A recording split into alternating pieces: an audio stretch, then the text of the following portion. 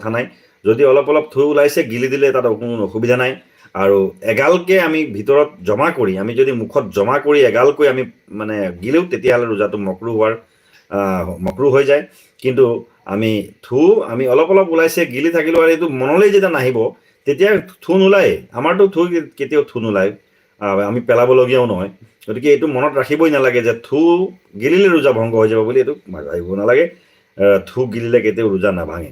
গতিকে এই ক্ষেত্ৰত আমি বহুতেই মানে নাজানি পেলাই আমি বহুত থুৱাই থাকিবলগীয়া হয়। মিটিঙত বহিলোঁ, ক'ৰবাত নামাজতে বহিলোঁ, মছজিদত বহিলোঁ, অলপ পিছতে থুৱাই থাকিব লগা হয়, খুব বেয়া দেখি। গতিকে এই ক্ষেত্ৰত আমি যাতে সকলোৱে খেয়াল ৰাখোঁ, থু গিলিলেই ৰোজা ভাঙি নাযায়।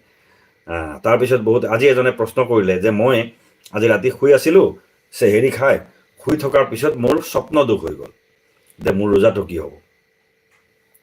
শুই থকাৰ পিছত কিবা কাৰণত দিনতে যদি শুই আছে বা চেহেৰি খাই পেলাই শুই আছে, স্বপ্ন দুখ যদি নিজে নিজে হৈছে, সপোনত হৈছে, তেতিয়াহ'লে স্বপ্ন দুখ হৈ বীৰ্যস্খলন যদি হৈছে তেতিয়াহ'লে ৰোজাত কোনো অসুবিধা নহয়।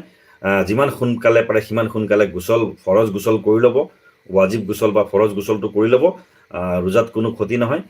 যদি মই ইচ্ছাকৃতভাৱে নিজে যদি মই বীৰ্যস্খলন কৰিছোঁ তেতিয়াহ'লে কিন্তু ৰোজা ভাঙি যাব। সেইটো কথা মনত ৰাখিব লাগে যে ইচ্ছা কৰি পেলাই মই বীৰ্যস্খলন কৰিছোঁ, উত্তেজিত হৈছোঁ, নিজৰ পত্নীৰ লগতে হওক বা নিজেই যিকোনো উপায়েৰে মই যদি বীৰ্যস্খলন কৰিছোঁ তেতিয়া কিন্তু মোৰ ৰোজাটো ভাঙি যাব।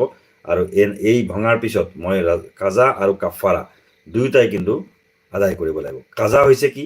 কাজা হৈছে এটা ৰোজা পুনৰ ৰোজা ৰখা, আৰু কাফাৰাটো হৈছে যে ৰমজান মাহৰ পিছত 2 মাহ একে লেঠাৰিৰে ৰোজা ৰখা।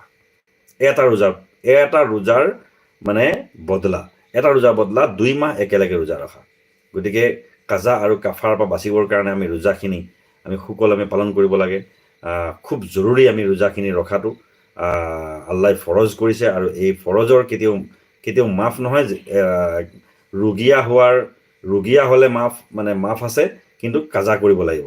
যদি আমাৰ বেমাৰ হৈ যায়, কিবা কাৰণত অসুবিধা হৈ যায়, ৰোজা যদি ৰাখিব নোৱাৰোঁ কিবা কাৰণত, তেতিয়াহে মাফ হ'ব, কিন্তু সঁচা অৰ্থত বেমাৰ হ'ব লাগিব। আমাৰ বহুত মানুহ কি হয়, ৰোজা মাহ আৰম্ভ হোৱাৰ আগতে এনেই পেটৰ বেমাৰ আৰম্ভ হৈ যায়।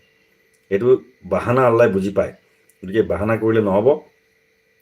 আৰু বহুত মানুহ আছে, এতিয়া আৰু এটা প্ৰশ্ন আহে যে মহিলাসকলে যে ঋতুমতী হয়, মহিলাসকলে যেতিয়া হাইজ বা নেফাছ হয়, মানে মাহেকীয়া হয়, তেতিয়া ৰোজাটো কি কৰিব মহিলাসকলে সেই সময়ত নাৰাখিব। কিন্তু তেওঁ পিছত যেতিয়া ৰমজান মাহ গুচি যাব, যিকেইটা ৰোজা তেওঁ থাকি গ'ল, সেইকেইটা ৰোজা তেওঁ ৰমজান মাহৰ পিছত কাজা কৰিব লাগিব। কাফাৰা কৰিব নালাগে, কাফাৰা আদায় নালাগে, কাৰণ কেলৈ তেওঁ জানি শুনি কৰা নাই। এইটো তেওঁৰ নেচাৰেলি এটা প্ৰাকৃতিকগতভাৱে হোৱা বস্তু। গতিকে মহিলাসকলৰ মাহেকীয়াৰ সময়ত ৰোজাটো মাফ আছে, সেইটো কিন্তু ৰোজাৰ পিছত কাজা কৰিব লাগিব। ৰমজান মাহৰ পিছত প্ৰত্যেকটো ৰোজাৰ পৰিৱৰ্তে এটা কাজা কৰিব লাগিব। এইখিনি বিষয় যাতে আমি সকলোৱে খেয়াল কৰোঁ। আৰু ৰমজান মাহটো আমি যদি বেছি বেছি আমল কৰোঁ, চাওক এক ছেকেণ্ড কিন্তু মূল্যৱান ৰমজান মাহত। আমি বহুতে সোধে যে ৰমজান মাহত আমি কি আমল কৰিম, কি আমল চবতকৈ ভাল? কোৱা হৈছে যে ৰমজান মাহটো হৈছে কোৰাণ পাকৰ মাহ, কোৰাণ নাজিল হোৱাৰ মাহ, কোৰাণ অৱতীৰ্ণ হোৱাৰ মাহ। গতিকে যিমান পাৰে কোৰাণ তিলাৱাত কৰক। চবতকৈ উত্তম আমল হৈছে তিলাৱাতুল কোৰাণ, কোৰাণ পাক তিলাৱাত কৰাটো চবতকৈ উত্তম ৰমজান মাহত। গতিকে আহক আমি ৰমজান মাহটোত বেছি বেছি কোৰাণ তিলাৱাত কৰি আল্লাহ তাআলাৰ ইবাদত কৰিব পাৰোঁ, আৰু বেছি বেছিকৈ আল্লাহ তাআলাক সন্তুষ্ট কৰিব পাৰোঁ।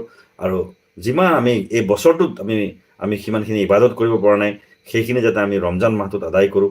এটা আমলৰ সওৱাব 70 গুণকৈ দিয়া হয় বুলি এই হাদিছত কোৱা হৈছে। আজিলৈ আমাৰ এই লাইভটো ইমানতে এৰিছোঁ।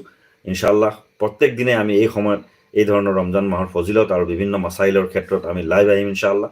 আল্লাহ তাআলাই তৌফিক দান কৰক। ওমা আলাইনা ইল্লাল বালাগুল মুবিন। আসসালামু আলাইকুম ওয়া ৰাহমাতুল্লাহি ওয়া বাৰাকাতুহু।